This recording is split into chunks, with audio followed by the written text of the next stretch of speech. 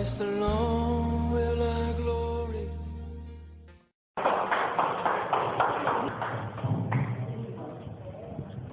강의를 부탁을 받았을 때에 지금 부담이 상당히 되었습니다. 왜냐하면 강의를 겁나서가 아니라 제가 한국 분들 앞에서 강의하는 것을 사실 조금 두려워하는 이유 중에 하나가 나름대로 여러 군데서 살다 보니까 우리 한국 사람들은 여러분 참 훌륭한 민족이지 않습니까? 우리들의 나름대로 어떤 열정이 있고 하나님께 쓰임받는 분명한 이유가 있는데 또 약점도 우리가 있는 게 사실이잖아요. 모든 민족이 똑같은 것처럼 우리는 이 선후배 관계라는 게 상당히 중요한 민족입니다. 그리고 이 토론이 좀 깊어지다 보면은 이 감정하고 이 토론을 좀 가끔 구분을 못하는 그런 경우가 있기 때문에 제가 한국 분들 앞에서 강의할 때는 상당히 기도를 솔직히 더 많이 하게 됩니다. 왜냐하면 영어는 그냥 편해요. 그냥 마음에 있는 것을 나누고 그 사람들에게 함께 생각할 수 있는 어떤 공유의 공감대를 형성하면은 외국 사람들은 쉽게 따라옵니다. 근데 한국 분들은 참 더군다나 우리 예성 선교사님들 제가 지금까지 23년 차거든요. 선교사 죄송하지만 짠법으로 얘기하자면은 그 중에서 3년, 4년은 이제 한국에서 본부 사역을 했고요. 그런데 제가 어디에 가도 웬만해서는 솔직히 짬밥으로 밀리질 않아요. 근데 여러분들 앞에서는 기가 죽습니다. 30년, 40년 되신 선배님들이 계시니까 여러분 선교는 실천신학입니다. 일주일 전에 어떤 이론이 발표됐다가도 그것이 변화되는 선교 동향 때문에 더 이상 일을 하지 않는다. 그러면 당장이고 버려버리고 새로운 것을 도입하는 것이 선교학이에요. 엄청난 속도로 지금 선교학은 발전되고 있습니다. 다시 말하면 무엇이냐 하면은 여러분 선교는 하는 사람이 가장 잘 안다는 거죠. 그래서 제가 지금 IGSL에서 선교학을 물론 강의를 하고 있습니다만은 계속해서 시험되고 또 기회가 되고 여건이 되면은 자꾸 다닌다고 노력하는 게 왜 그러냐면은 다니면서 현재 선교 동향을 저도 습득을 해야 돼요. 지금 여러분 한국 선교에 특별히 제가 이제 한국에서 3년, 4년 정도 이제 아까 말씀하신 것처럼 신촌 지역에서 청년들 차세대 선교 훈련을 진행을 해봤습니다. 우리 대한민국의 선교사 인력이 지금 떨어지고 있어요. 여러분 참 제가 여러분들에게 좀 죄송하지만 찬물 끼얹는 얘기도 가끔 나올지도 모릅니다. 그러나 찬물을 우리가 맞아야지 깨어나서 더 확실하게 하나님께 쓰임을 받는다고 생각하면은 그건 저는 지혜로운 생각이라고 믿습니다. 여러분 한국이 정말 죄송한 얘기예요. 저도 마음이 아파요. 이런 얘기를 하면서. 한국이 더 이상 선교사 숫자로 세계 2위 파송 국가가 아니에요. 2011년도 골든 코넬 신학교회에서 발표한 통계가 분명히 한국은 6위로 떨어졌어요. 지금. 그런데 지금 선교한국이나 KWM에서는 계속해서 2만 7천 명, 2만 8천 명을 주장을 하고 있단 말이에요. 저는 우긴다고 생각을 해요. 그 지도자라고 아는 분들이 가끔 계셔가지고 이제 학적으로 가끔 얘기를 하다 보면은 자꾸 그분들이 우기려고 그래요. 2만 8천이라는 거예요. 그래서 2만 8천이 왜 2만 8천이냐? 결국은 다 통계 내보면 여러분 그 그림이 뻔한 겁니다. 2중, 3중 파송이 한국 교회에 지금 많습니다. 한국 교회가 이제 성장이 멈추고 또 동시에 후원이 떨어지다 보니까 선교사님들이 자동적으로 서바이벌 모드로 들어갔었습니다. 그래서 파송을 2군데서 받는 분들이 계세요. 심지어 3중 파송도 나오고 있습니다. 그러니까 결국은 2만 8천 명에서 제가 볼 때 한 4천 명 정도는 거품이라고 보시면 되는 거예요. 그리고 또 최근 들어가지고 여하튼 간에 여러 가지 사정 때문에 선교지를 바꾸시거나 아니면은 일단 돌아오신 분들이 꽤 되세요.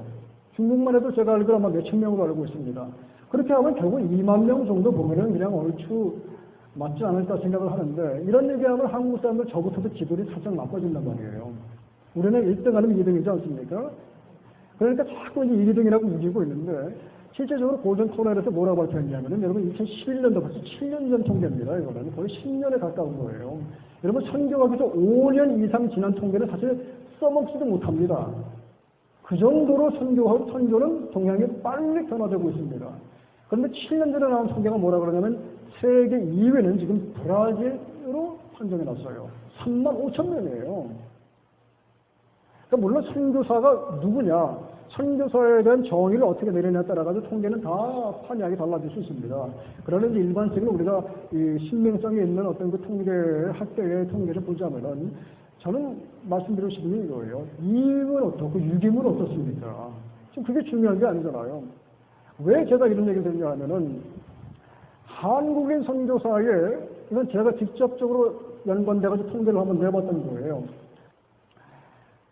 한국인 선교사님들의 전체기 2만 명이라고 하고요. 그분들의 선교지 체류 기간 평균을 조사해 보면 현재 3년이 조금 넘게 나와요. 3년, 3.something이 나옵니다. 한국 선교사님들이. 그러니까 여러분 사실 우리 필리핀 선교사님, 특히 예성 선교사님들이 어마어마한 평균치를 우리가 조절해주고 있다고 보시면 됩니다.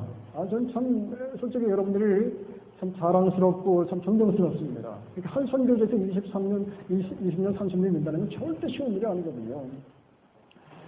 그런데 미국인 선교사들을 장기 선교사의 경우에 선교사 체류 기간을 조사해 보면은 15.something이 나와요. 결국 3텀, 4텀 하고 돌아간단 말이에요. 그러니까 여러분 한 텀 못하고 철수하는 한국인 선교사들의 평균하고 4텀을 정도로 하고 철수하는 미국 선교사들하고는 실제적인 열매를 볼 때 게임이 안 되는 겁니다. 그러니까 저는 그런 거 보면서 참 마음이 아픈 거예요. 한국에서 선교단체 지도자들 만나면은 이런 얘기를 자꾸 해요. 비전이라고 하면서 얘기를 해요. 10만 명을 내보내겠다는 거예요. 좋아요. 10만 명, 그러면 10만 명을 어디서 내보낼 건데요? 실제적으로 계산을 해보자는 거죠. 물론 저는 여러분 제가 이제 뭐 선교학자라서 그렇게 통계나 계산을 말씀드리는 이유는 뭐냐면은 이거를 보면서 우리가 전체적인 그림을 보자는 거지 꼭 그렇게 된다는 보장은 없습니다. 저는 10만 명이 중요한 게 아니라고 생각해요. 물론 10만 명 될 수도 있어요. 하나님의 역사하시면 10만 명은 20만 명이 되는 거죠. 그런데 10만 명을 자꾸 목표로 하는 그 배후에는 뭐가 깔려있냐면 제가 보는 견해는 그렇게 해가지고 어떻게 보면 모금 많이 하고 어떤 교세의 확장에 더 관심이 있는 거지. 정말 10만 명이 준비된 그릇을 나와가지고 하나님께 쓰임받기를 원하는 것이냐. 거기에는 솔직히 퀘스천 마크가 있다는 거예요. 왜 그런 얘기를 제가 드리냐면은 여러분 한국교회 10만 명을 어디서 불러일으킬 겁니까? 지금 현재 20대, 30대 한국교회 20대, 30대가 교회 인구의 4%밖에 안 된다는 통계가 나와 있어요. 4%. 이건 여러분 말레이시아, 방글라데시 이런 10도, 40도 선교 국가가 4%, 5%, 10%가 안 돼요. 다시 말하면 대한민국의 다음 세대는 여러분 지금 심각한 선교지입니다. 다시 말하면 이대로 나간다면 나가지 않게 정말 원하게 기도하지만 이대로만 계속해서 나간다면 30년 안에 아니면 그거보다 훨씬 먼저 한국의 대형교회는 텅텅 비게 된단 말이에요. 그러면 10만 명이 어디서 나올 겁니까? 그보다 시니어 선교사님밖에 없다는 거예요. 실버 선교사님들. 그럼 거기에 대한 어떤 대책을 세우고 있느냐? 그것도 아니에요. 그러면은 답은 한 가지밖에 없는 겁니다, 여러분. 어떻게 되면 차세대 선교 투자하고 젊은 사람들 전도하고 그 사람들 선교 나갈 수 있도록 훈련시키고 못하겠으면 다른 사람들하고 할 수 있는 사람들과 협력을 하고 그리고 물론 시니어 실버 선교사님도 우리가 도와야죠. 그래서 숫자보다는 그게 2만 명이 되든 10만 명이 되든 간에 성경에도 분명히 질적으로 더 강조를 하고 있지. 초대교회에 어디 선교사 몇 명을 내보냈다 하는 그런 기록이 있습니까? 바울 한 명이 나갔어도 그 양질의 선교사 한 명이 나갔을 때에 로마 제국을 흔들어 놓는 것처럼 정말 양질의 차세대 선교사들이 나오기를 저는 기도를 하고 있다는 거예요. 우리들의 그런 방향이 앞으로 어떻게 되어야 될 것인가. 문제는 이렇게 있다고 하고 챌린지는 있으니까 그럼 도전을 우리가 칠 게 아니라 도전을 이기고 극복해서 우리가 할 수 있는 부분을 감당을 해야 되지 않겠습니까? 빌립보서 4장 18절을 보시면은 이렇게 써 있습니다. 함께 우리 읽도록 하겠습니다. 내게는 모든 것이 있고 또 풍부합니다. 에바브로스는 너희가 줄 것을 받아들어 내가 풍족하면 이는 받으실 만한 향기로운 제물이요 하나님을 기쁘시게 한 것이다. 저희 그 청년들, 제자 훈련하는 청년들이 결혼을 하게 됐는데 제가 아주 재밌는 얘기를 들은 적이 있어요. 그 사람들은 얘기는 아니고 어떤 목사님이 주례를 썼다고 그래요. 결혼 주례를 쓰고 나서 이 청년들은 너무 감사해가지고 선물을 보냈답니다. 그 목사님이 선물 받고 감사해서 땡큐 이렇게 해가지고 카드랑 같이 간단하게 이렇게 답장을 보냈다고 해요. 답장에 뭐라고 썼느냐 하면은 선물 잘 받아서 감사하다. 빌립보서 4장 18절을 꼭 읽어봐라. 너희에게 축복이 될 것이다. 이렇게 써서 보내려고 했었어요. 그런데 그분이 그날따라 뭐 일이 많았는지 실수를 해가지고 요한복음 4장 18절이라고 실수를 해서 써가지고 보냈다고 합니다. 실제 있었던 얘기래요. 요한복음 4장 18절 한번 보실 수 있는 분은 보시기 바랍니다. 제가 다른 분들은 읽어드릴게요. 그냥 너에게 남편 5이 있었고 지금 있는 자도 내 남편이 아니니 내 말이 참되도다. 장부와 저는 똑같은데 성경책이 달라지니까 완전히 의미가 달라집니다라는 거죠. 이것을 바로 성경학에서 여러분 잘 아시겠지만 상황화라고 부릅니다. contextualization, 상황화. 그러니까 상황에 따라 가지고 복음을 어떻게 제시하느냐가 굉장히 중요하다는 말씀입니다.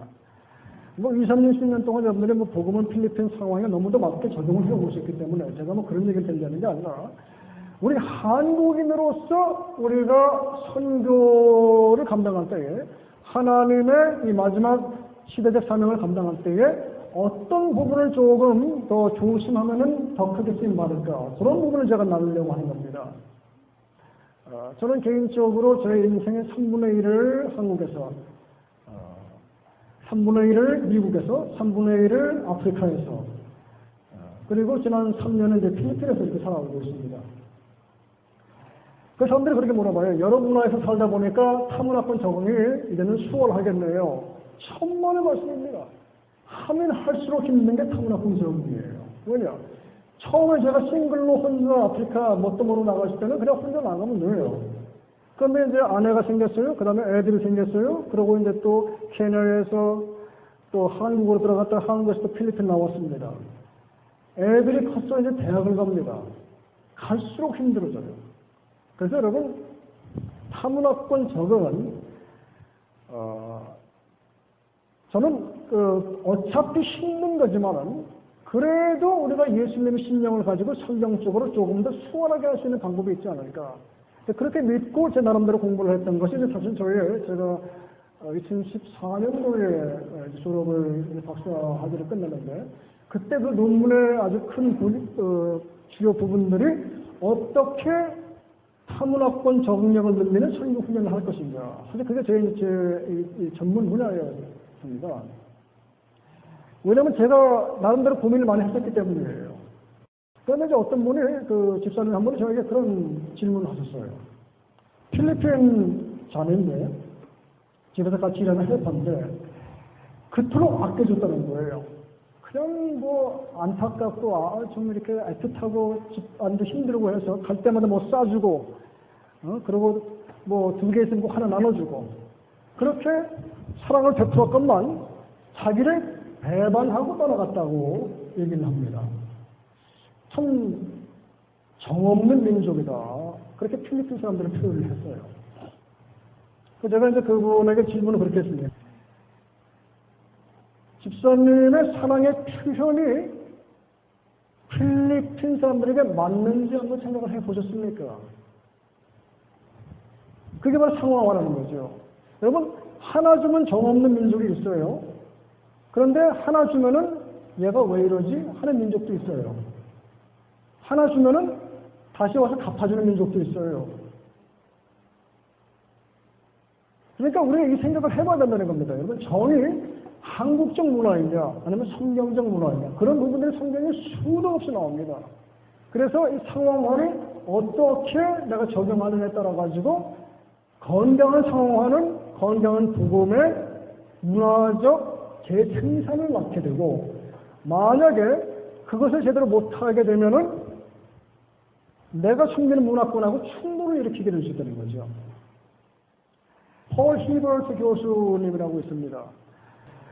뭐 히버트나 뭐 크라프트나 또 뭐 스몰리, 웨인워스 이런 분들은 좀 여러분들이 아마 아시다고 생각을 합니다. 그런데 히버트가 뭐라 그러냐면은 상황화의 두 가지 가장 중요한 부분들이 뭐냐면은 타 문화를 알아야 되고 그 다음에 나의 문화를 알아야 된다.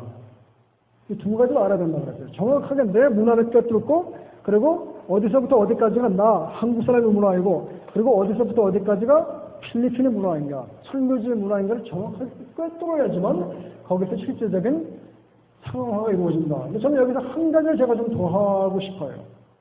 뭐냐면은 성경적인 문화까지 알아야지 거기서 구분이 지어진다고 저는 믿는 거예요. 왜 그러냐면은 여러분 복음이 우리 한국에 들어왔을 때에 사실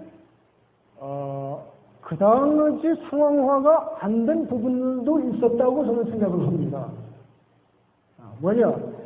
이 한국에 오신 대부분의 선교사님들이 물론 이제 고학력자도 있었고 학자들도 있었어요. 그러나 대부분의 이 경우에 보면은 세미나리 졸업하고 얼마 되지 않아가지고 뜨거운 열정을 가지고 조선에 오신 분들이 많았다는 기록이 나와요. 다시 말하면 어떤 서역의 어떤 경험이나 어떤 학적인 면에서 그다지 뛰어난 분들은 아니었다고 대부분 볼 수가 있겠죠. 그 중에 물론 뭐 나중에 그러면 중국 선교사님이었지만 존 네비에스 같은 사람은 와서 그런 젊은이들을 모아놓고 선교의 어떤 그 방향을 제시해 주지 않습니까? 그것이 네비우스 플랜이 결국은 우리에게 자전자치 자립이라는 어떤 그 선교의 패러다임을 정립해 줌으로써 우리가 한국교회가 전 세계의 부흥의 센터로 다시 한번 자리 잡게 되지요. 한국에서 아직까지는 그래도 이 가장 큰 선교단체로 알려지는 GMS 합동 측에 임병철 교수님이란 분이 그래도 오래된 통계입니다. 2003년도에 나온 통계니까. 그분이 이제 그 합동체 선교사님들에게 이 한국교회, 특별히 단기 선교에 있어서 가장 큰 문제점이 무엇인가 한번 여론조사를 해봤다 그래요. 보시다시피 거기에서 가장 큰 부분이 뭐냐면은 50%가 한국 선교는 타문화 이해력이 떨어진다는 거예요. 근데 이건 제가 뭐 GMS뿐만 아니라 여러 단체들 이제 선교 훈련 제가 그 조사를 하면서 안케이트를 해보면은 대부분 다 동일하게 나옵니다. 그리고 실제적으로 제가 이민 생활을 해보고 선교사로 35년을 살아보니까 한국 사람들이 훌륭한 문제임에도 불구하고 이 부분, 이 타문화권 이해, 같이 다른 민족하고 어울려 사는 데에 좀 한계가 있는 것을 보게 되는 거죠. 그래서 그 부분을 좀 다뤄보려고 하는 겁니다, 사실은. 제가 선교훈련에 대해서 이제 그 조사할 때 방대하게 나름대로 조사를 했는데 미국의 그 YWAM이라고 하는 선교단체 있지 않습니까? United Methodist Church, 그러니까 미국 연합감리교회죠. 그 다음에 세계에서 제일 큰 선교단체가 바로 Southern Baptist Convention입니다. IMB. 거기에 커리를 입수를 해가지고 선교훈련을 제가 나름대로 나중에 제 편성할 때에 많은 부분을 도입을 해서 또 도움을 받았던 적이 있고요. 글로브 인터내셔널, 이거는 그 초급과적인 단체고, Center for Intercultural Training, 뭐, 여러 가지 등등등이 나옵니다. 그래서 미국은 뭐, 이 서류들을 참 잘 만들어요. 그래서 이 좋은 커리 같은 것들도 쉽게 구할 수가 있습니다. 캐나다의 미션 프라이브라는 단체도 비슷한 단체고요.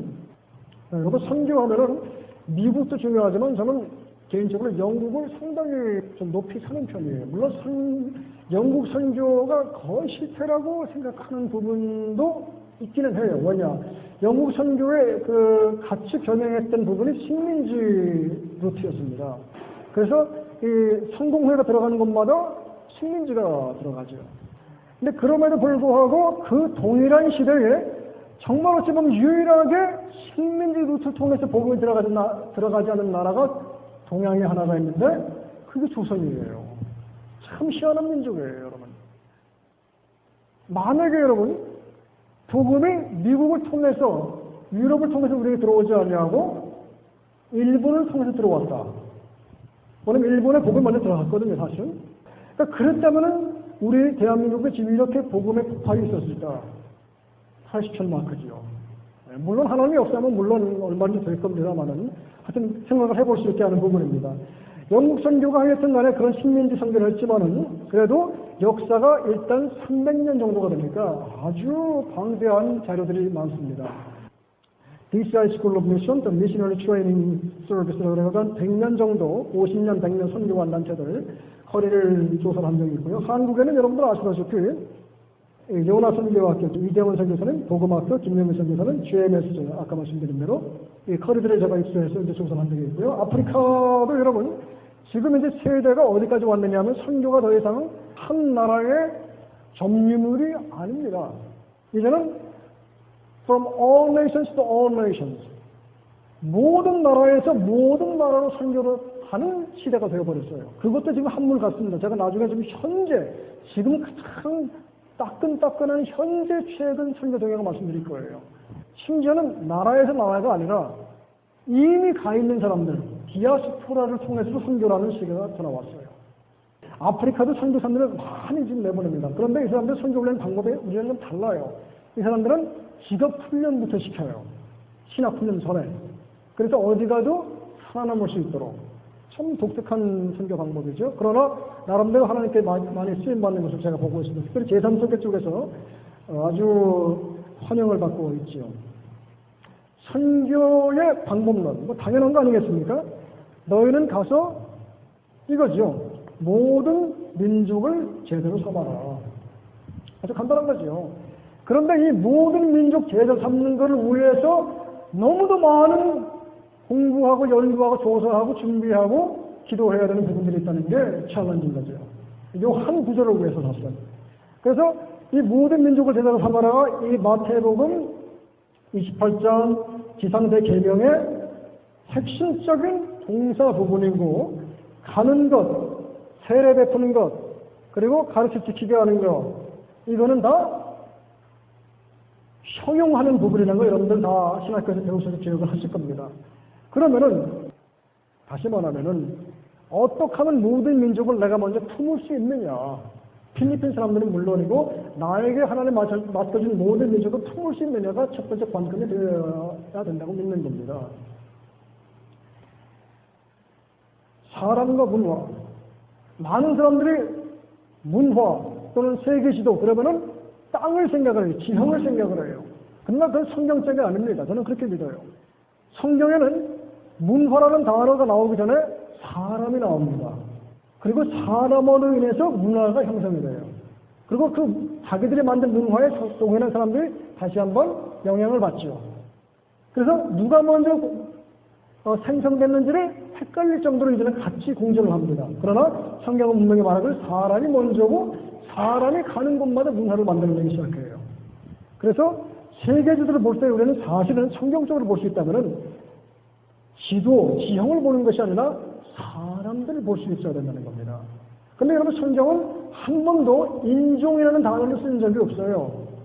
하나님이 만든 인종은 성경적으로 볼 때 두 인종밖에 없습니다. 남성이라는 인종, 여성이라는 인종, 두 인종밖에 없어요. 하나님은 중국 사람을 만들고 한국 사람을 만들고 필리핀 사람을 만든 게 아닙니다. 그냥 사람을 만들었어요. 그런데 사람들이 여러 군데에 흩어져 살다 보니까 나름대로 다른 모습의 문화를 개발해 나갔다는 거죠. 그래서 여러분 성경에 말하는 두 가지 인종, 남성과 여성은 이 성별적으로 이 문화 조사를 해봐도 상당히 다른 부분이 많습니다. 못을 박을 때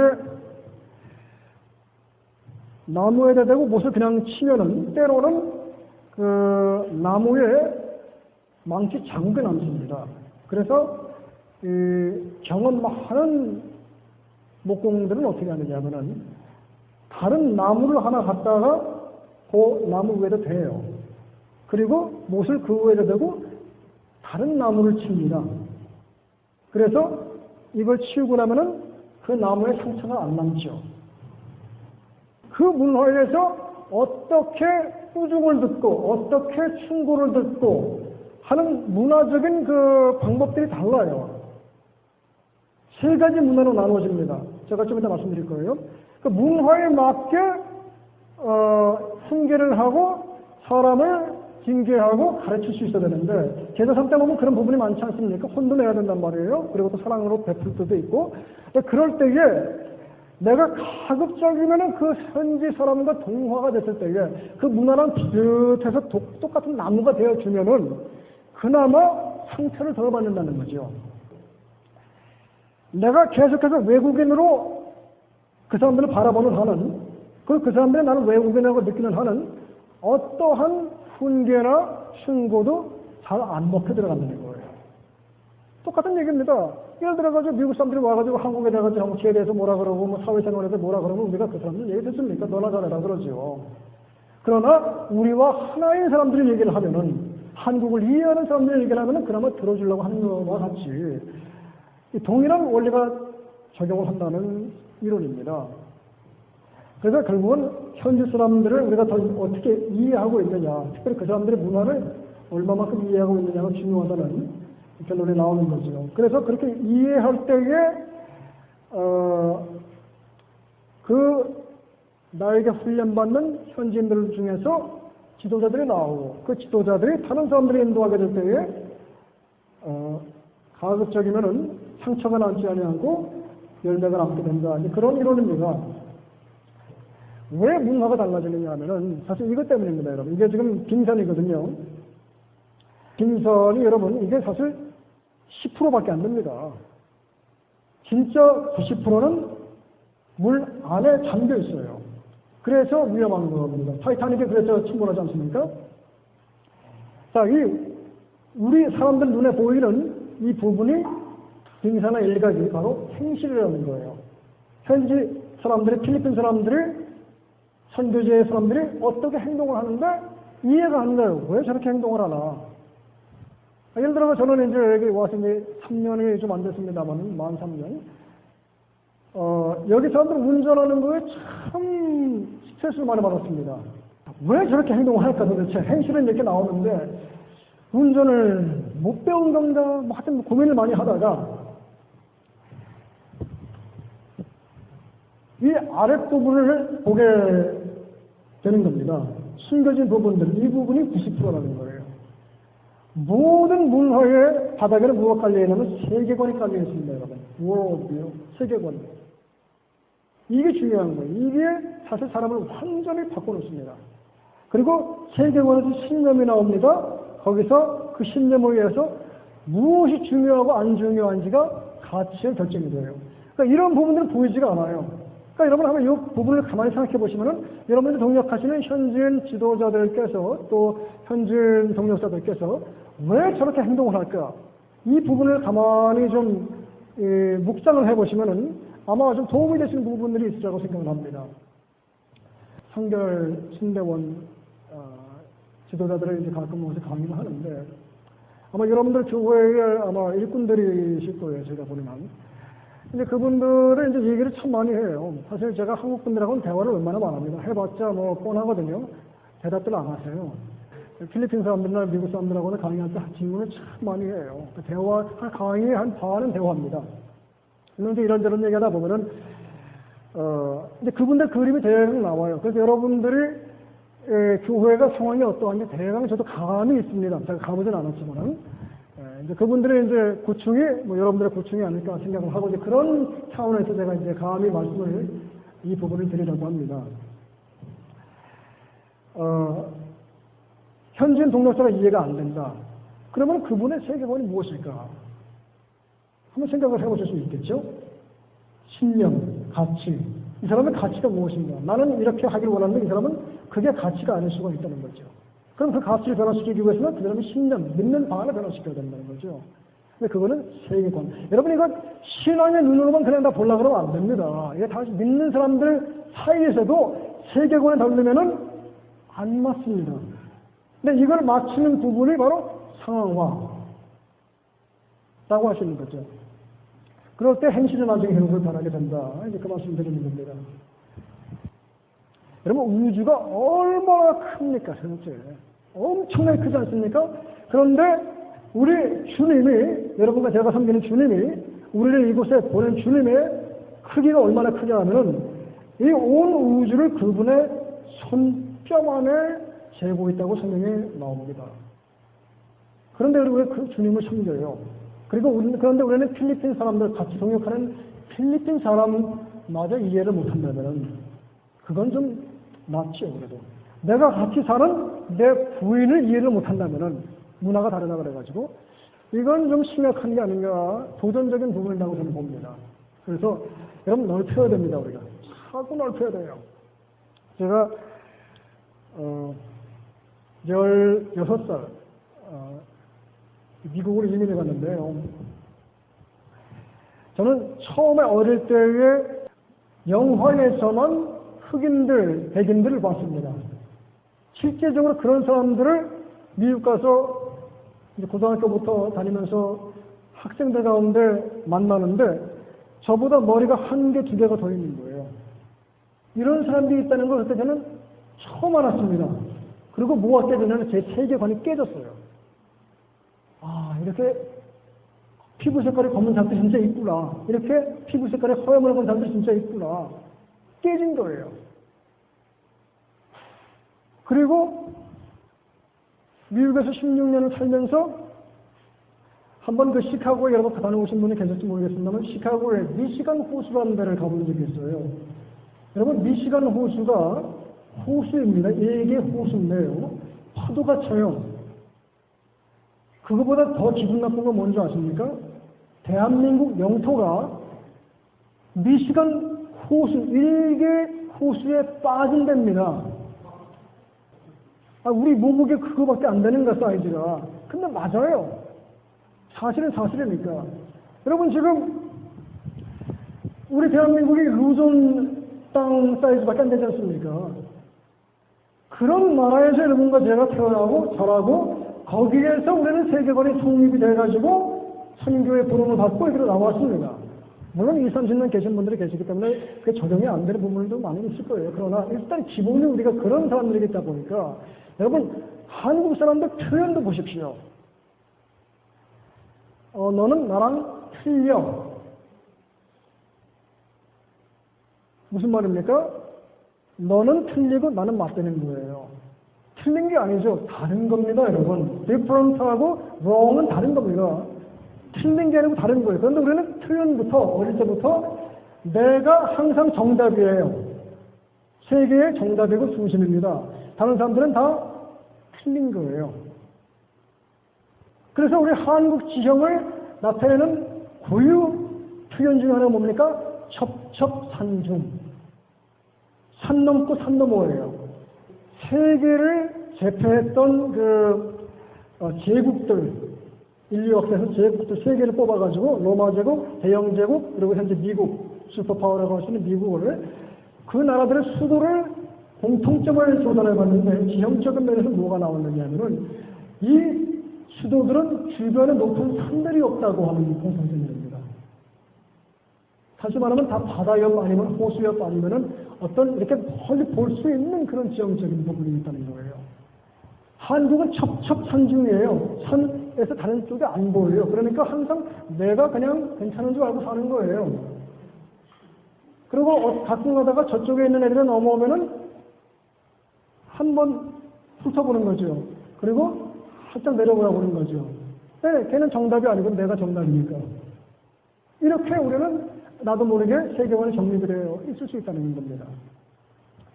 여러분, 제가 또 하나를 증명을 해드리겠습니다. 우리 한국 사람들, 저도 이제 해외 생활 오래 하다 보니까 한국 분들이 해외 나가 살면은 참 죄송합니다. 우리 한국 사람들 빼고 나머지 사람들은 다 애들이에요, 얘들. children이 됩니다. 우리는 다 어른들이에요, 갑자기. 그러니까 언어 자체가 뭐가 깔려 있습니까? 내가 중심이에요. 그래서 여러분 이거를 좀 정리를 해야지 하나님의 세계적인 선교의 비유가 세계관이 생기지 않을까. 저는 이제 그런 부분을 아주 태클을 많이 하고 있습니다. 자, 여러분 제가 질문을 던지겠습니다. 한번 생각을 해보십시오. 중국이 선교화가 돼가지고 선교 중국이 되면은 세계 선교가 더 촉진된다. 맞습니까? 틀립니까? 아니, 여러분, 중국 사람이 한 명이 5명만 전도하면 세계 선교 끝납니다. 그 이론이에요. 근데 선교는, 아까 제가 처음에도 말씀드렸지만은, 이론하고 실전이 다른 부분들이 있다는 게 챌린지라는 거죠. 여러분, 지금 한국의 젊은 차세대 선교 인력들의 문제가 뭡니까? 제가 이건 선교 훈련을 해보니까 아는 거예요.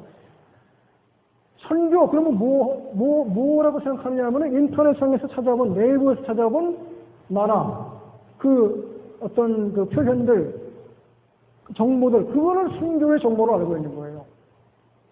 선교지 가서 살아보지 않는 한은 그런 건 여러분 경험을 못 하는 겁니다. 그래서 이론하고 실전에만 다를 수 있습니다. 이론적으로는 중국이 그렇게 선교가 되면은 세계 선교 분명히 앞당겨질 겁니다. 그런데 실전에서 제가 무슨 도전적인 부분을 보냐면은 중화 사상이라는 걸 보는 거예요. 중화 사상이 뭡니까? 중국이 세계의 중심이라는 거죠. 여러분, 중국이라는 나라 이름 자체 보십시오. 가운데 중자에다 나라 국자예요. 자기들이 세계의 중심이에요. 나머지는 다 오랑캐입니다. 여러분, 오랑캐한테 선교 가는데 얼마나 가서 성욕심해가지고 그 사람들의 상황을 시켜가지고 맞춰가지고 눈높이 선교를 하겠습니까? 다 한숨 얕보는 거죠. 특히 식민지 선교의 재현이죠. 그래서 항상 도전을 해요. 이거 깨라. 중화 사상을 깨지 않는 한은 여러분들은 절대 하나님께 마지막 시대를 수행하지 못한다. 근데 그게 쉽습니까?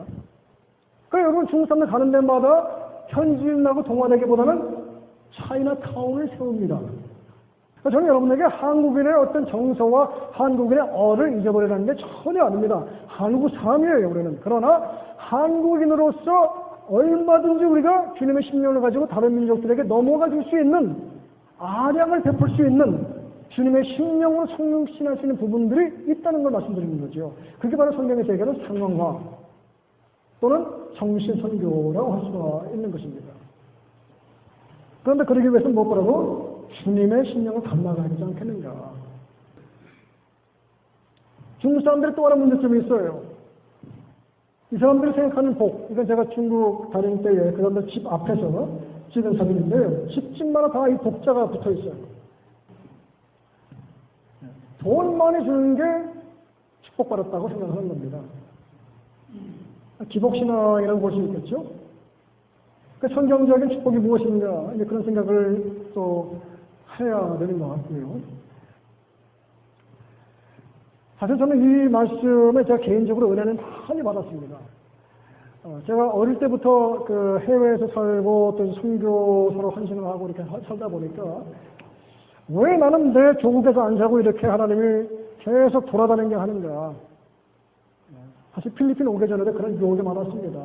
한국이나 미국에 자리 잡고 싶은 생각이 있었는데 이 말씀 보면서 다시 한번 제가 도전을 받았습니다. 여호와께서 하나님께서 아브라함, 제 이름을 제가 여기 넣었죠. 이 성령에게 이르시되 너는 너의 고향과 친척과 아들 집 떠나라. 결국은 네가 의지하고 싶은 거 다 떠나라는 거예요. 의지하지 말라는 거죠. 그리고 내가 보여준 것도 아니에요. 앞으로 보여줄 테니까 현재 보이지도 않지만 가라는 겁니다. 그렇게 되면 어떻게 되냐? 한 번 사는 너의 인생을 통해서 내가 큰 민족을 너를 통해서 이루겠다. 한국 사람이든 이방인이든 간에 너를 통해서 민족들이 복을 받고 너의 인생을 내가 사용하겠다. 그래서 결국은 여기에 중요한 결론이 뭐냐? 땅에, 우리 한번 같이 읽겠습니다. 졸리실 것 같아서. 땅의 모든 족속이 예. 여러분, 한 번 사는 인생 통해서 땅의 모든 족속이 나 때문에 복을 얻는다고 하면은 이거 살만나는 인생 아닙니까? 저는 그 생각으로 선교사가 됐어요. 지금도 그렇게 살려고 노력하고 있습니다. 한 번 사는 인생 어차피 여러분 제가 죄송한데 여기 보니까 앞으로 한 30년, 40년 후에 여기 안 계실 분들도 있을 것 같은데 금방 지나가요. 그런데 그 이후에 여러분 통해서 그 변화된 열방의 족속들을 생각하면은 이거 할만한 거죠. 그래서 사실 제가 여러분들을 선교사님들을 참 사랑해요. 정말 아끼고 존경합니다. 한국 선교사뿐만 아니라 제가 섬기는 IGS에도 이 선교사들이 다 이제 교수님들이거든요. 미국 사람들도 있고, 뭐 네팔 사람도 있고, 뉴질랜드. 보면 다 나이들이 뭐 한 60된 분들이 많아요. 평생 그냥 와가지고 선교지에서 사신 분들이에요. 참 존경스럽죠. 그런데 더 놀라운 건 뭔지 압니까, 여러분? 그 자식이 와가지고 또 그러고 있어요. 대를 이어서 선교를 하는 겁니다. 근데 솔직한 얘기로 한국 사람들, 야, 내가 고생하면 되지, 너까지? 그런 분들이 가끔 있지 않습니까? 자식은 선교사 시키지 않으려고 하는 분들? 그것도 약과예요. 3대, 4대 선교사를 저는 봤습니다, 미국 사람들 중에서. 그러니까 이 가치를 아는 거죠. 세계관, 인생관, 영생관, 이게 다 고린도후전서 15장에 나와 있는 말씀인데, 이게 정립이 되면 여러분, 선교에 충분한 어떤 기본적 근본이 생긴다고 저는 생각을 합니다. 형제들아, 내가 너희에게 전한 복음을 너희에게 알리게 하노니 이는 너희가 받은 것이요. 이게 중요한 말씀이라고 저는 생각을 해요. 또 그 가운데 서는 것이라. 영어로 보면 훨씬 더 의미심장합니다. You are standing in the middle of it. 무슨 말이냐면은 복음을 삶으로 살아간다는 말인 거죠. 복음 안에서 내가 서가지고 살아간다는 거예요. 나의 인생의 모든 영생관, 세계관, 가치관이 복음으로 인해서 정리가 됐다는 거예요. 이런 삶을 살아가는 것이 선교사라고 저는 생각을 하는 겁니다. 이게 제가 심장에서 그 공항에서 찍은 사진인데, 공항에 보면 이런 그 세계 지도가 있습니다.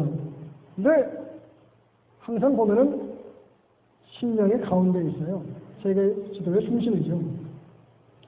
근데 이건 뭐 여러분 어느 나라 마찬가지입니다. 한국에서 세계 지도 사보면은 한국이 중심이 되어 있어요. 여러분 이게 세계 지도입니다. 호주에서 일부 호주인들이 사용하는 세계 지도예요.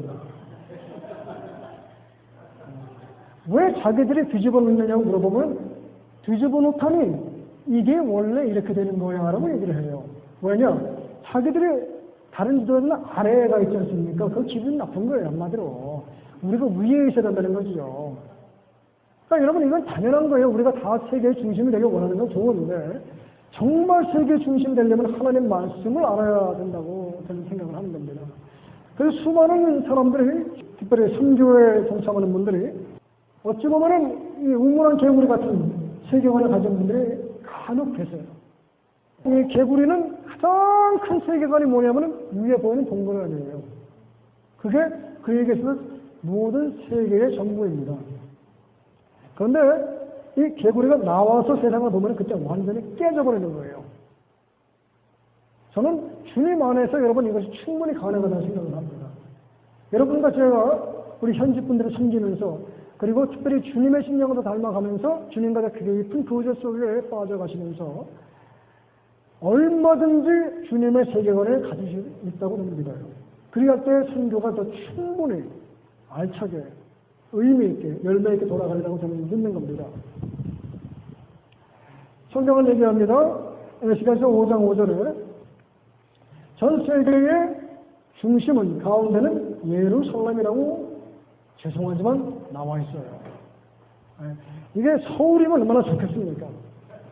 근데 그렇진 않아요. 그러니까 하나님 말씀은 하나님 말씀인 거죠. 인정할 건 인정하고 넘어가야 되는데, 그러니까 하나님의 심령을 가지고 성경도 보고 문화도 봐야 된다. 실제적으로 여러분 예루살렘 또는 이스라엘이 세계의 중심일 수밖에 없는 여러 가지 이유, 로마 제국, 예수님이 그때 오셔야지만 아프리카와 유럽과 아시아를 동시에 있는 루트를 통해서 복음을 전파할 수 있었기 때문에 그때 오시는 거죠. 그리고 로마 제국에 또 하나 특성이 있습니다, 여러분. 여러 가지의 수많은 문명들이 있었고 제국들이 있었는데 인류 역사에서 가장 어찌 보면 하나님 나라를 모형을 본따따가 할 수 있는 그 정치 체제를 가졌던 나라가 바로 로마 제국이라는 말이 있어요. 무슨 말이냐면 로마 제국이 이 남쪽 유럽과 아시아의 일부와 북아프리카를 점령하면서 어디를 가든지 간에 로마와 똑같은 성격의 도시들을 건설하기 시작해요. 그리고 로마 사람들이 거기를 가서 점령하고 그 나라를 완전히 말살시키는 것이 아니라 그 사람들의 문화는 그냥 킵하게 해주고 그 대신 로마의 정권을 인정하고 로마의 법을 따르게 만드는 그런 체제를 사용하죠. 그것이 지금 미국이 영방제 체제에서 쓰고 있는 방법과 동일한 정치 체제거든요. 그래서 하나님 나라가 하늘에서 이루어진 것 같이 이 땅에도 이루어지기를 기도하라. 예수님 말씀하지 않습니까? 우리 인생의 삶 속에서 왕권과 하나님 따르는 백성과 예수님이 왕이 되는 나라의 구성요소 세 가지가 그대로 천국에서 이루어지는 것처럼 이 땅에도 이루어진다면 여기가 바로 천국이라는 걸 얘기하는 거예요. 그래서 이 땅에도 천국이 임하기를 기도하라고 노력하라고 성경은 말씀하고 있지 않습니까? 그러한 모형을 본딴 것이 로마 제국이라는 의미가 있어요. 하나님 말씀대로 세계관이 정립되어야지 나의 삶 속에서 올바른 세계관이 정립이 되어진다는 말씀을 드리고 있는 겁니다. 그렇지 않다 보면 선교도 여러분 여러 가지 경우에 보면은 참 잘못된 모습으로 할 수가 있겠습니다. 제가 이제 이런 선교 훈련을 할 때에 우리 이 학생분들에게 말씀드리는 건데요. 어떤 이런 분들이 계세요. 저한테 와서 그래요. 은근히 자랑을 하시면서 그 여권의 도장을 20개를 받았다는 거예요. 무슨 도장을 이렇게 받았습니까? 20개 나라를 다니면서 이렇게 자기가 선교를 했다는 거예요. 그러냐고. 근데 솔직히 제가 살짝 걱정이 되더라고요. 20개 나라를 다니면서 선교를 했으면 정말 할렐루야죠. 그래서 20개 나라를 다니면서 사고 치고 다녔으면은 얼마나 참 하나님 망신이고 주님 망신이겠습니까? 그러니까 선교를 어떤 이런 모험, 어떤 내가 무언가 이루어내는 나 어떤 그 스펙에 도움이 된다고 생각하는 그런 거는 참 좀 조심해야 됐다고 저는 생각을 합니다. 근데 꽤 있어요. 두 번째는 자기 의입니다. 어떤 장로님이 암에 걸리셨어요. 제가 이제 아프리카에 있었던 얘기인데 전화가 왔어요. 와도 되겠습니까도 아니고 오겠습니다. 그래요. 그래서 장로님 지금 암투병하고 계시지 않습니까? 그랬더니 네, 기도하는데 내가 선교 갔다 오면 하나님이 고쳐준다는 확신이 든다는 거예요. 그래서 제가 장로님 그건 아닌 것 같습니다. 다 나으신 다음에 오십시오 그랬어요. 또 전화가 왔어요. 온대요. 아닙니다 장로님. 다 키모 받으시고 나아진 다음에 오십시오. 아니 여러분 암 환자가 와가지고 그 떼약것에서 어떻게 일주일을 지냅니까? 못하죠. 상식에 벗어난 건 안 된다 그랬어요. 그때 이분이 결국 다른 선교사님 연결해가지고 왔어요 결국은. 그리고 일주일 있다가 선교 나름대로 하시고 이제 갔는데 물론 병원도 악화됐죠. 한 달 후에 소천하셨어요. 뭡니까 여러분? 하나님의 어떤 그 축복이라 그럴까요? 내가 선교 갔다 오면 하나님 축복한다. 여러분 선교는 우리 인간이 해야 되는 가장 기본적인 인생의 인간으로서의 도리 중에 하나가 선교입니다. C.T. 스터드가 그렇게 얘기하지 않습니까? 정말 예수 그리스도가 하나님이고 정말 그가 나를 위해 죽었다면 내가 어떠한 희생을 그를 위해 할지라도 그건 결코 아깝지 않다는 말이에요. 그러니까 여러분 선교를 왜 합니까 우리가? 할 게 없어 하는 게 아니지 않습니까? 정말 이것이 옳은 길이라고 생각하고 예수님이 나의 주라고 생각하니까 괜히 집 떠나서 고생을 하면서까지 왜 이러고 있나요? 주님 사랑하니까 하는 거 아닙니까? 그러니까 그게 중심이 되고 그게 기본이 돼야지 그 다른 어떤 알파가 있어서는 안 된다는 거죠. 그런데 많은 분들이 이렇게 하면 하나님 나를 축복할 것이다. 이렇게 하면 내가 하나님께서 인정받을 것이다. 어떤 의의가 드러나는 것은 하나예요. 세 번째가 자기 향락입니다. 영신력, 영신력. 청년들도 보면은 여름방학 때마다 선교훈련 다니는 거예요. 여기 한번 갔다가 저기 한번 갔다가 이러다 보니까 나중에는 결국은 파송도 못 받아요. 아무도 안 해줘요.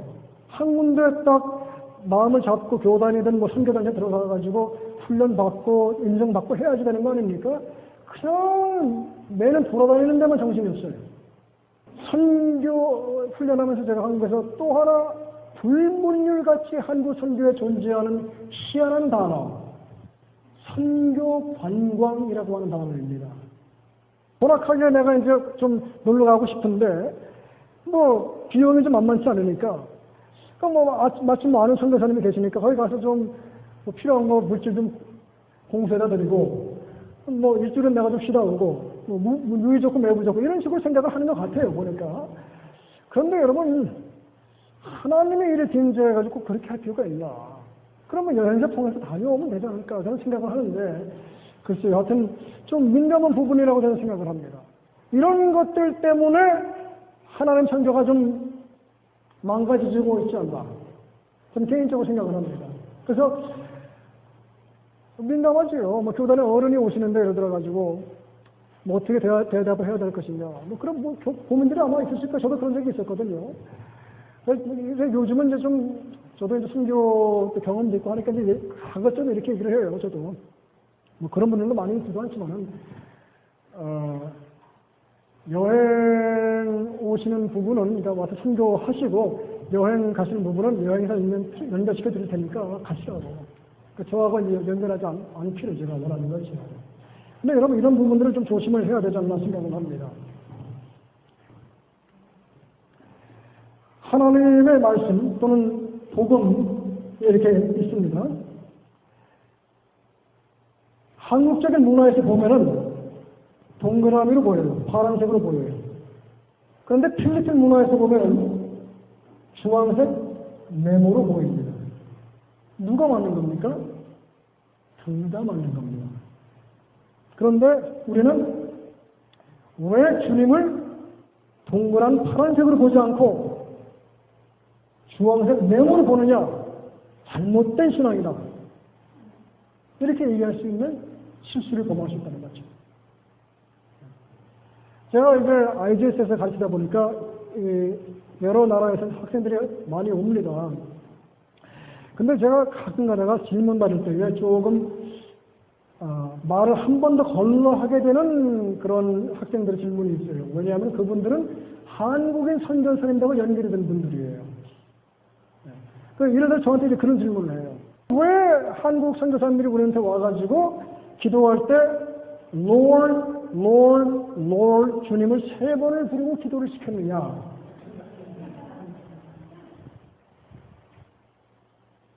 그래서 저는 일단 내가 안 시켰는데 그 이제 가만 들어보면 같이 동역하는 선교사님이 그렇게 시켰다는 거예요. 그럼 가 물어보라고 왜 나한테 그러느냐고. 어떤 학생하고 친하게 돼가지고 그 선교사님이 뭐라 그러든 그랬더니 뭐 딱히 답이 없대요.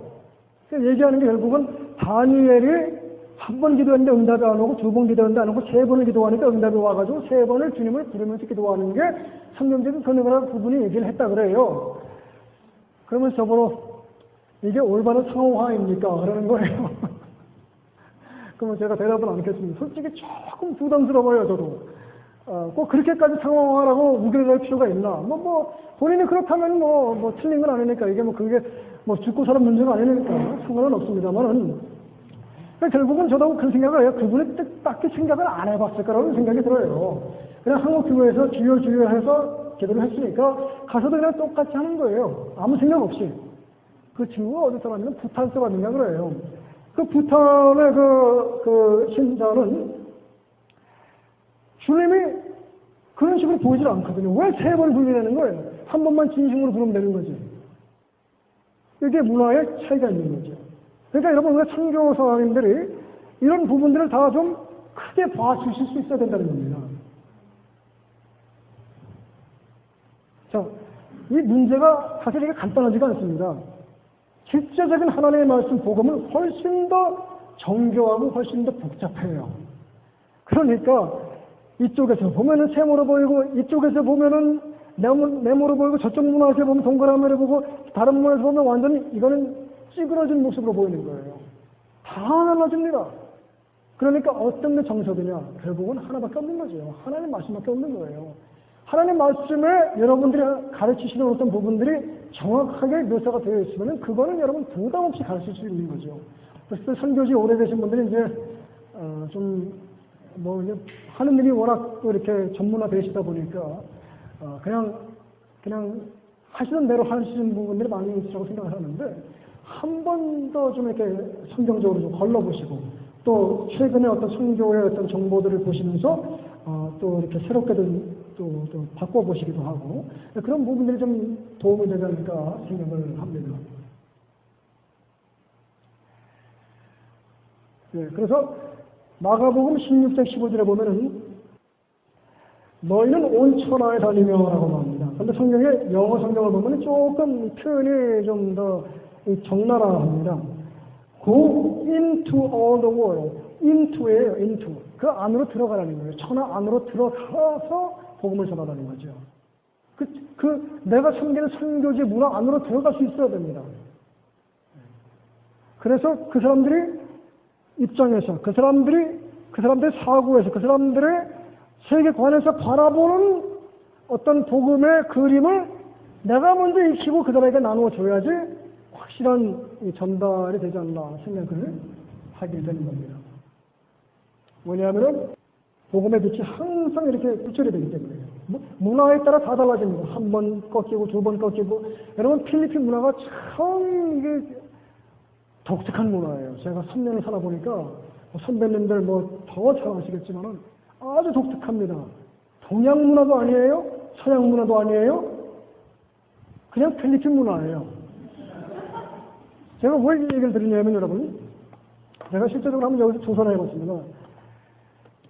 나무로 된 이 동그라미 이런 통나무가 있습니다. 그런데 모양은 똑같은데 이건 플라스틱으로 된 물체가 하나가 있고 이거는 네모예요. 그런데 성분은 똑같은 나무입니다. 이 가운데 있는 거하고 함께 묶어져야 되는 물체가 이거라고 생각하십니까?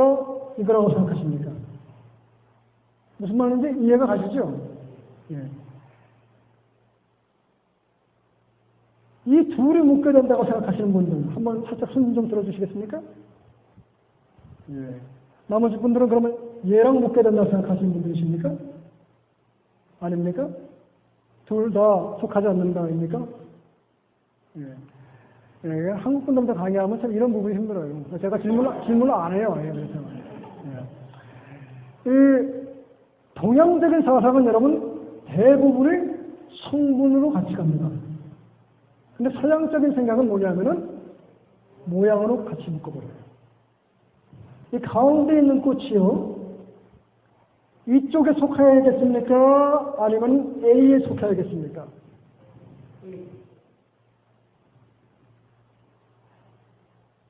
A라고 생각하시는 분들은 대부분 동양적인 생각을 가지고 계신 분들이에요. 왜냐? 일단 얼굴이 똑같단 말이에요. 비슷하게 보는 거예요. 그런데 대부분의 서양 문화를 갖고 있는 사람들은 B를 선택합니다. 왜냐하면 줄기가 똑같기 때문에. 그래서 여러분 미스 코리아, 미스 유니버스 할 때 보세요. 일단 서양은 몸매입니다. 동양은 얼굴이에요. 물론 많이 바뀌었습니다만 그래도 강조 부분이 달라요. 미의 기준이 다르기 때문에요. 문화가 다르기 때문입니다. 자, 원숭이가 있습니다. 곰이 있습니다. 판다. 바나나가 있습니다. 둘을 묶어야 된다면 어떤 걸 묶으시겠습니까?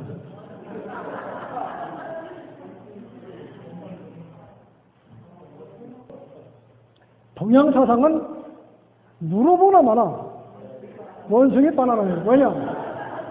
성분이 같기 때문에 얘가 얘를 먹으니까 당연한 겁니다. 근데 서양 사람들은 그렇게 생각하지 않아요. 짐승은 짐승끼리. 식물이고 얘는 음식이니까 식물이니까 띄워놓는 거예요. 이게 동양과 서양 사상의 문화적 차이입니다. 자, 여러분 비행기 많이 타시지 않습니까? 커피나 차를 더 마시고 싶으시겠느냐고 이제 스튜어드가 물어보지 않습니까? 그러면 아시아나 항공이나 카를 타면은 커피 더 하시겠어요? 차 더 하시겠어요? 하시겠어요에 포인트를 줍니다. 이게 동양적인 사고방식이에요. 애들하고 엄마가 놀아줄 때에 한번 관찰을 해보십시오. 동양 아이들은, 엄마들은 차 갖고 놀자, 뭐 하고 놀자, 뭐 그림 그리면서 놀자, 동사에 항상 강조를 해요. 그게 동양 문화예요. 그래서 차가 중요한 게 아니라 차를 더 마시겠느냐, do you want to drink more, drink, 그 마시겠느냐에 초점을 두는 한편에 서양 사상은 다릅니다. 동사가 아니라 명사에 초점을 둬요. Do you want more tea? Do you want more coffee? 항상 명사에 초점을 둡니다. 왜냐하면 그게 그 사람의 문화예요. 행동보다 어떤 배열하고 개선하고 합리적으로 생각하는 것이 그들의 문화이기 때문입니다. 그 사상이 달라요. 애들 놀 때도 마찬가지예요. 서양 부모들은 항상 Do you want to play with a truck? Do you want to play with a car? 그러니까 무엇을 갖고 노느냐가 중요한 거예요. 자, 또 하나 여쭤보겠습니다. 이 가운데 있는 이 아이가 웃고 있죠? 얘가 웃고 있으니까 행복하지 않습니까? 그 뒤에 애들도 이렇게 다 보면 이렇게 웃고 있어요. 그래서 가운데 있는 애가 행복하다고 생각하세요? 예. 뭐, 그렇죠. 자, 뒤에 애들이 바뀌었어요. 이 가운데 있는 애가 행복하다고 생각하십니까? 지금 이제 바뀌었습니다, 그림이. 행복하다. 행복하지 않다. 난 졸려서 아무것도 모르겠다.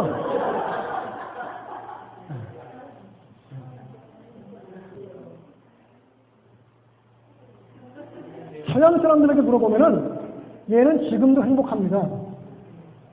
주변 사람들이 뭘 하든 간에 상관없어요. 개인주의죠. 그런데 동양 사람은 달라요.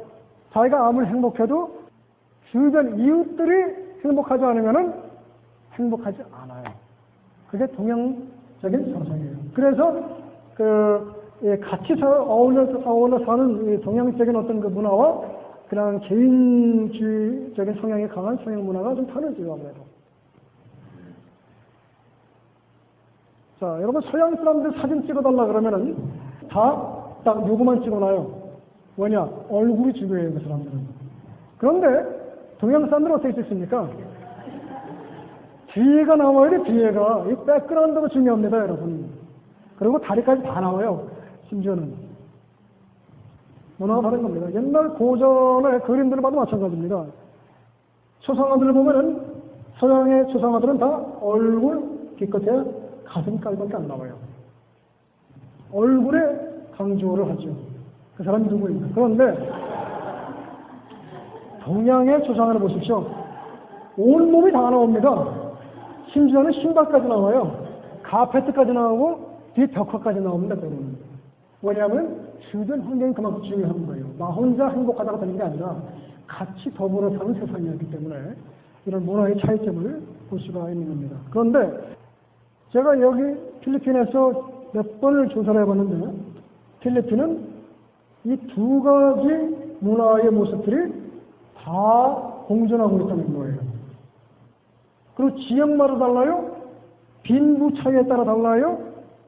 또 사람의 교육 배경에 따라 다 달라져요. 그래서 제가 지금도 이 연구를 많이 하고 또 공부를 많이 합니다. 상호간을 잘못하면 혼합주의가 되어버려요. 그래서 상호간을 적절하게 무엇을 기억하면서 의미와 기능, function하고 meaning, 의미와 기능. 그러니까 똑같은 성경 말씀인데도 그것이 필리핀 상황에서 어떻게 번역이 되어지고 어떻게 설명이 되어져야지 그대로 필리핀 사람들에게 잘 적용이 될 것인가. 그러나 원래 의미를 변질시키면 안 되는 거죠. 그게 어려운 이 상황의 작업인 겁니다. 이 사람이 어떻게 하면 좀 더 쉽게 알아들 수 있을 것인가. 그러나 한국적이 아니라 그렇다고 서양적도 아니고 성경에서 말하는 의미만 그대로 전달되게 할 수 있을 것인가. 이게 참 여러분 연구를 많이 하셔야 됩니다. 그래서 바울이 제시하는 모델이 뭐냐면은 고린도전서 9장 20절, 22절까지 보면은 약한 사람에게는 약하게, 강한 사람에게는 강하게, 유대인에게는 유대인처럼, 헬라에게는 헬라인처럼, 야만인에게는 야만인처럼. 자기가 무엇이든지 가능한 맞춰주겠다는 거죠. 그래서 그런 식으로 할 때에 정밀한 상황화가 이루어지고 건강한 복음의 재생산이 이루어진다고 보게 되는 겁니다. 그렇지 않은 경우도 많이 있었습니다. 물론 예루살렘 공회에 지도자들이 와가지고 이방인 교회에게 율법을 지켜라 뭐 그런 강요하는 부분도 있었고 처음에는 아니면 아예 완전히 이쪽으로 잘못된 부분은 이스라엘 족속들이 가나안을 점령하고 들어갔는데 우상들에게 결국은 그냥 그쪽 문화에 물들어 버리는 거죠. 항상 이렇게 중심을 잘 지켜야 된다고 말씀을 드리는 겁니다. 아까 제가 이제 잠깐 말씀드렸던 부분인데요. 징계나 꾸짖음을 받을 때에 일반적으로 3-4가지의 문화권에 따라 그 방법론이 좀 다르게 나와야 됩니다. 이거는 그 2017년도 로젠 협회에서 조사해가지고 발표한 건데요. 이 북미, 그리고 이제 남미 이쪽 부분, 아르헨티나 쪽이죠. 그리고 남아공, 그리고 유럽, 주로 서양적인 문화에서는 guilt or innocence, 그러니까 이 죄악되게 느끼거나 아니면은 결백하다고 느끼는 그런 문화가 있는 거예요. 예를 들어서 똑같이 꾸중을 들어요. 그런데 이쪽 문화에 있는 사람들은 자기에게 어떤 죄의식이 사무친다는 거예요. 그런데 똑같은 꾸중을 들어도 남미와 중미와 대부분의 아시아 지역들은 창피함을 느낀다는 거예요. shame. 그래서 honor 아니면 shame입니다. 그 칭찬을 받든지 창피하든지 둘 중에 하나예요. 그러니까 이 부분들 조심해야 돼요, 여러분. 우리가 지도자들을 야단치고 할 때에는 반드시 이 사람들이 어떻게 반응을 할 것인가, 어떤 문화권을 살고 있는가. 그래서 나는 좋은 의미로 그 사람을 사랑해서 했는데 그 사람은 창피함을 느낀다는 거예요. 그러면은 거기서 죄도 생겨버립니다. 그러면 살기 힘들어지는 거죠. 그런데 똑같은 꾸중인데도 저 아프리카 쪽에 사는 사람들은 무서워한다는 거예요. Fear and power 문화라 그래가지고 그냥 겁에 질려버려요. 내가 잘못했으니까 하나님께 벌을 받겠구나. 그렇게 생각을 한다는 거예요. 그러니까 문화권이 다 다릅니다, 여러분. 물론 제가 그렇게 반응 안 하는 사람들도 기타가 있는데 일반적으로 우리 아시아 쪽에 이제 필리핀을 비롯해서 한국도 마찬가지고 이쪽에 사는 사람들은 대부분 다 절대로 남들을 꾸짖을 때, 특별히 지도자들을 꾸짖을 때는 창피하게 느끼게 해서는 안 된다는 겁니다. 이런 여러 문화들을 좀 이해하면서 사역하는 모습들이 좀 필요하다고 생각을 합니다. 이제 그렇게 하기 위해서 또 하나 중요한 것은 저는 가급적이면 여러분과 제가 다른 분들하고 다른 단체들하고도 또 다른 나라들하고도 가능하면 좀 협력을 지금도 물론 잘하고 계십니다만 더 국제적으로 할 수 있다면 선교하시는 데 더 시너지가 생기지 않을까 생각을 합니다. 저는 개인적으로 저 현재 가르치는 IGS에서 지금 석사 과정을 가르치고 있고요. 또 박사 과정도 현재 운영 의원으로 지금 지도하고 있어요. 그래서 혹시 여러분들 중에서 박사 과정 필요하신 분들은 제가 도와드릴 수 있으니까 연락을 주시면 되고요. 그리고 제가 이제 몸담고 있는 EAPT 선교회 통해서 지금 현재 14개국에서 지도자 훈련을 하고 있습니다. 그리고 AGS, Asia Graduate School of Theology에서 또 그 박사과정 가르치고 있고요. 그리고 전보안과 시티의 그 카마코의 그 신학교인데 에베네졸 칼리지하고 세미나리에서 현재 또 가르치고 있습니다. 그리고 김원호 목사님 통해서 AGS 또 오 목사님 통해서 청년신학대학원 캠퍼스, 필리핀 캠퍼스를 같이 이루고 있고요. 페이스 캐리에서 현재 이사로 섬기고 있습니다. 그리고 로젠 그 학회에서 1년에 한 번씩 제가 가는데요. 거기서 계속해서 그 논문들 발표를 지금 하고 있습니다. 지난번에 같이 학회에 가서 찍은 사진입니다. 여러분, 제가 말씀드렸듯이 선교는 배워야 됩니다. 정말 제가 여러분에게 도전드리고 싶어요. 특별히 오래 계셨던 우리 선배님들 제가 감히 도전드립니다. 자꾸 늘려가셔야 됩니다. 특별히 최근에 나온 선교학 책들을 좀 구해서 보실 수 있기를 바랍니다. 왜냐하면은 선교는 여러분 보통 학교에서 5년을 주기로 보는데 선교는 제가 볼 때는 1년, 2년도 안 가서 바뀌는 부분들이 많아요. 지금 여러분 현재 세계 선교 동향이 어디까지 왔는지 아십니까? From everywhere, from to everywhere, to everywhere. 도처에서 도처로 도처로 정해서 복음을 전파된다는 개념이에요. 한 어떤 정해진 나라가 아니라 한 그룹이 아니라 한 선교 단체도 아니에요. 저는 어디서 어느 쪽으로 복음이 튀어갈지 모른다는 겁니다. 현재는. 제가 1990년대 처음으로 아프리카를 나갔습니다. 인터넷 그런 건 뭐 불용도 못해요. 그 팩스가 그 당시 케냐에 전국에 2대가 있었습니다. 수도에 있는 중앙시로 가가지고 100m 줄을 서가지고 한 장당 10불을 내야지 그걸 해줘요. 그런데 보통 한 장 안 들어갔다 그래요. 2장 보내야 됩니다. 그건 보내는 거고 받는 건 또 나중에 와가지고 100m 줄 서가지고 또 혹시 왔나 물어보고 없으면 나중에 또 와야 돼요. 그러던 시절이 있었습니다, 여러분. 지금 전화해서 전 세계가 여러분의 손 안에 있습니다.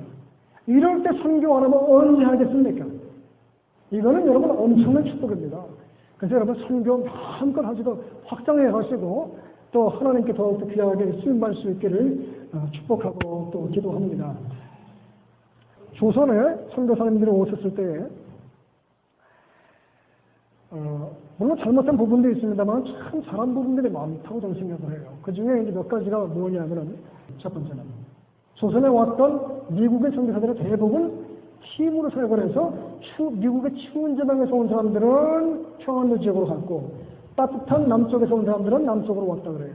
그래서 서로 터치하지 아니하고 서로를 밀어주면서 같이 성장했다 그래요. 참 아름다운 모습이라고 생각합니다. 또 하나는 한국에 왔던 선교사님들의 통계상으로 80%가 한국어를 구사를 했다고 해요. 한국에 조선에 왔던 미국 선교사님들의 많은 분들이 자기들의 이름까지 한국 이름을 만들어가면서 한국인들과 하나 되기를 추구했었어요. 마포 삼열, 대천동, 나은수 이런 선교 역사가 여러분 어디도 없습니다. 이런 걸 우리가 배워야 된다고 생각합니다. 또 하나, 자전, 자치, 자립을 확실하게 우리에게 심어줬어요. 건물 물론 지어줬습니다. 그러나 이거를 먼저 우리에게 주입을 시켜놨어요. 어느 정도 주입을 시켰느냐? 11조 안 하면 교원이 안 될 정도로. 그건 물론 잘못된 거죠. 그 상황가 조금 좀 너무 심하게 들어왔습니다만. 그러나 그 정도로 우리에게 교육을 잘 시켰다는 것. 또 하나는 배우자 선교사님들이 함께 동역했다는 것. 엄청난 축복입니다. 그냥 사모님들이 주부 역할만 한 것이 아니라 플러스 은사 따라서 같이 동력자로 여성사역을 하든 어린이 사역을 하든가에 선교 인력의 보탬이 되었다는 게 엄청난 축복이 돼요. 지금 한국 선교의 기반을 이루어놨다고 저는 봅니다. 이런 축복들이 많아요, 사실.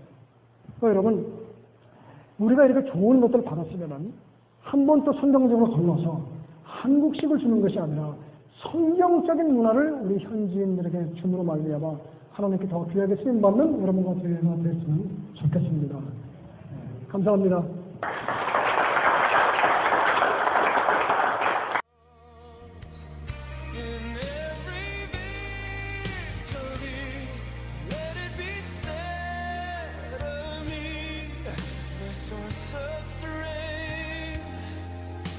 Source of